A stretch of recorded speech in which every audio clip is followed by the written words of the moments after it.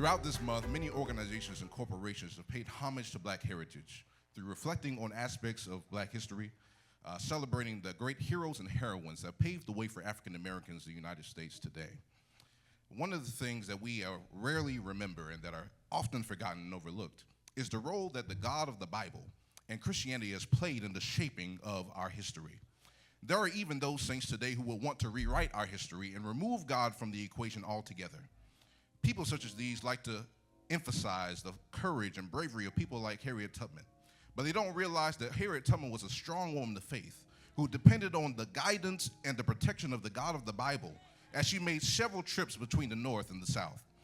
People admire the work of Frederick Douglass as an abolitionist, but few realize that he was converted to Christianity at a young age and used his platform to urge white Christians to abolish slavery on the basis of Scripture and reflecting the love of Jesus Christ. And everybody loves and admires Dr. Martin Luther King Jr. for his social and civil work, but few people recognize the prominent position he held as a pastor and preacher. But the most appalling thing, saints, is not necessarily what they're doing to the past, but is what is happening before our very eyes in our present. Literally, we are seeing the erosion of the bedrock of our society.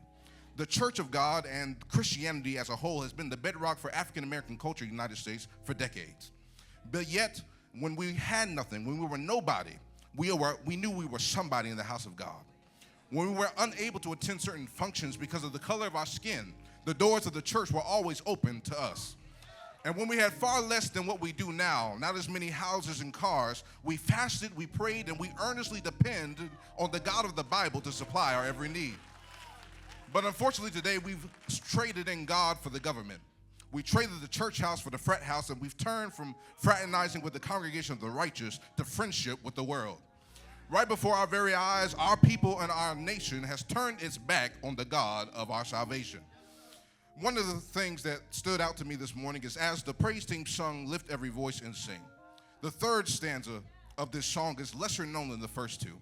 And in the middle of the stanza, the writer writes, "Lest our feet stray from the places, our God, where we met thee. Lest our hearts, drunk with the wine of this world, we forget thee." Oh, my fellow African Americans, how far have our feet strayed from the God of the Bible? How drunk have our hearts become with the wine of this world? Truly, we have turned our back on the God who made us great. My prayer and my plea to everyone that will hear this at any time or for any reason is that we as a people will return to the God of the Bible. Certainly, it is an honor for us to recognize the great heroes and heroines that have paved the way for us thus far. But the greatest way, Upper Room, that we honor our history, the greatest way that we show our appreciation for their sacrifices is by remaining true to the God that they serve. God bless you.